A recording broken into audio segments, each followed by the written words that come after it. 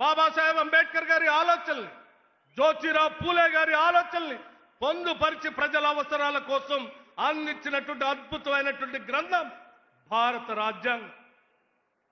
భారత రాజ్యాంగమే లేకపోతే ఈ దేశంలో సామాన్యులకి, పేదలకి, దళితులకి, గిరిజనులకి ఎవరికి కూడా ఎటువంటి హక్కులు లేకుండా కేవలం రాజులకి, రాజ్యాధికారం చేసేటువంటి పెద్దలకి మాత్రమే సమాజంలో ఉన్నటువంటి గౌరవం దక్కేది. అటువంటి పరిస్థితుల్లో ఈ దేశంలో ఉన్నటువంటి ప్రతి పౌరుడికి కూడా సమానమైనటువంటి హక్కుని, గౌరవాన్ని కల్పిస్తూ ఈ దేశ సంపదని, ఈ దేశంలో ఉన్నటువంటి అవకాశాలని అందరికీ సమానంగా అందించాలని ఈ భారతదేశానికి బాబాసాహెబ్ అంబేద్కర్ కాంగ్రెస్ పార్టీ ఆధ్వర్యంలో అద్భుతమైనటువంటి భారత రాజ్యాంగాన్ని అందిస్తే దాన్ని అమలు చేయాలని ఈరోజు కాంగ్రెస్ పార్టీ పెద్ద ఎత్తున మనందరం, మన నాయకులు పోరాటం చేస్తూ ముందుకు పోతా ఉన్నాం. దాన్ని నిలబెట్టుకోవటమే మనందరి భవిష్యత్. పొరపాట్ల భారత రాజ్యాంగానికి చిన్న ఇబ్బంది జరిగినా ఈ దేశంలో ఉన్నటువంటి సామాన్యులు అందరూ కూడా హక్కులు కోల్పోయేటువంటి అత్యంత ప్రమాదకరమైన పరిస్థితులు ఈ దేశంలో దాపురిస్తాయి. అటువంటి రాజ్యాంగ స్ఫూర్తితో కాంగ్రెస్ పార్టీ ఇచ్చినటువంటి పిలుపుతో ఈ రాష్ట్రంలో మీ అందరి ఆశీస్సులతో అధికారంలోకి వచ్చినటువంటి కాంగ్రెస్ ప్రభుత్వం వచ్చిన నాటి నుంచి ఈనాటి వరకు ఆ సామాజిక న్యాయ సూత్రాన్ని అమలు చేస్తూ అనేక రకాలైనటువంటి సంక్షేమ పథకాల్ని ఈరోజు రాష్ట్రంలో తీసుకొని వచ్చారు.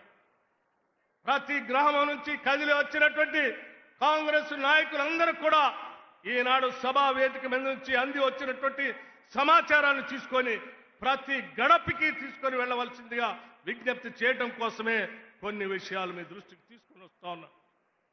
10 ఏళ్లు ఈ రాష్ట్రాన్ని దోపిడీ చేసినటువంటి టీఆర్ఎస్ పార్టీ, లేకపోతే ప్రజల గురించి ఏమాత్రం పట్టించుకోనటువంటి భారతీయ జనతా పార్టీ కాంగ్రెస్ ప్రభుత్వం పైన అవాకులు చెవాకులు పేర్లు బురద జల్లేటువంటి కార్యక్రమం చేస్తా ఉన్నాం. అందుకే వాస్తవాల్ని మీ అందరి ముందు ఉంచి మీ ద్వారా ప్రతి ఇంటికి సమాచారాన్ని చేరవేయాలనేటువంటి ఆలోచనతోనే కొన్ని లెక్కలతో సహా కొన్ని అంశాలను మీ దృష్టికి తీసుకుని రాదలుచుకున్నాం. మిత్రులారా, ఆలోచన చేయండి. ఈరోజు రాష్ట్రంలో ఉన్నటువంటి రైతాంగ సోదరుల కోసం కాంగ్రెస్ ప్రభుత్వం ఆనాడిచ్చినటువంటి హామీ మేరకు రైతు భరోసా పేరు మీద దాదాపు 69 లక్షల కుటుంబాలకి, రైతాంగ సోదరులకి ఇప్పటికీ 21,832 కోట్ల రూపాయల్ని రైతు భరోసా పేరు మీద రైతుల అకౌంట్లో వేశాం. కేవలం 9 రోజుల్లో 9,000 కోట్లని బహుశా భారతదేశ చరిత్రలో ఎవరు వేసిండరు. అది మన ప్రభుత్వం, మన రాష్ట్రంలో మనమే వేశాం. కేవలం 9 రోజుల్లో 9,000 కోట్లు. రైతు రుణమాఫీ ఆనాడు కాంగ్రెస్ పార్టీ హామీ ఇస్తే 2 లక్షల రుణమాఫీ చేస్తారా అని హాస్యమాడినటువంటి ప్రజలందరికీ బుద్ధి చెప్పేటట్టుగా కేవలం 3 నెలల్లో 20,000 కోట్ల రూపాయలు 25 లక్షల మంది రైతాంగ సోదరులకి రుణమాఫీ చేసినటువంటి చరిత్ర మన ప్రభుత్వానికి.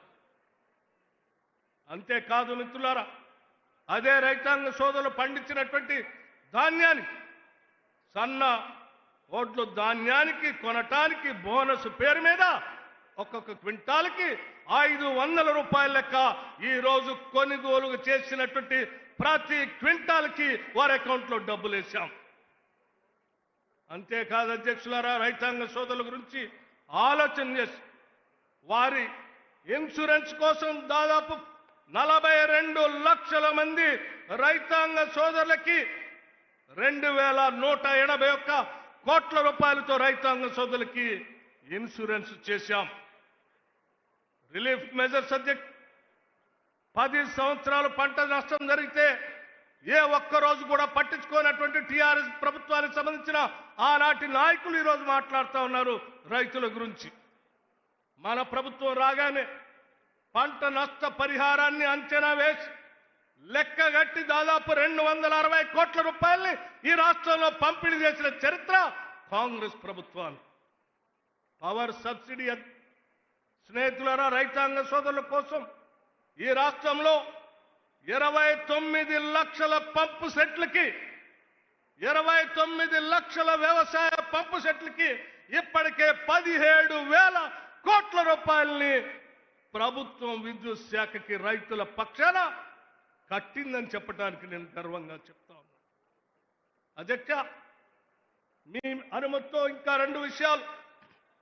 ఇందిరమ్మ ఆత్మీయ భరోసా భూమి లేని నిరుపేద ప్రజానికానికి, భూమి ఉన్నటువంటి వాళ్ళకే కాకుండా వ్యవసాయ కూలీలకు కూడా ప్రతి కుటుంబానికి సంవత్సరానికి 12,000 రూపాయలు ఇవ్వాలని ఇందిరమ్మ ఆత్మీయ భరోసా తీసుకొని వచ్చి ఈరోజు మన ప్రభుత్వం అమలు చేస్తా ఉంది. అట్లాగే మిత్రులారా, చేయూత పథకానికి 43 లక్షల మందికి 17,000 కోట్ల రూపాయలు ఇప్పటికీ పంపిణీ చేశాం పెన్షన్దారులకు. ఇందిరమ్మ ఇళ్ళు ఒక్కసారి ఆలోచన చేయండి. ప్రతి ఇంటికి 5 లక్షల రూపాయల లెక్కన ప్రతి శాసనసభ నియోజకవర్గంలో 3,500 ఇళ్లకు తగ్గకుండా రాష్ట్రంలో 4,50,000 ఇళ్లకి 22,500 కోట్ల రూపాయలతో ఈ రాష్ట్ర ప్రభుత్వం ఇందిరమ్మ ఇళ్లని శాంక్షన్ చేసింది. అట్లాగే మహాలక్ష్మి రాష్ట్రంలో ఉన్నటువంటి మహిళలందరూ ఉచితంగా ఆర్టీసీ బస్సులో ప్రయాణం చేయటం కోసం దాదాపు 188 కోట్ల సారి ఈ రాష్ట్రంలో మహిళలు ప్రయాణం చేస్తే వాళ్ళందరూ కలిపి దాదాపు 4,500 కోట్ల రూపాయలు ఇప్పటికే ఆర్టీసీకి రాష్ట్ర ప్రభుత్వం చెల్లించింది. గృహజ్యోతి మిత్రులారా, ఆలోచన చేయండి. ఈరోజు గ్రామీణ ప్రాంతాల నుంచి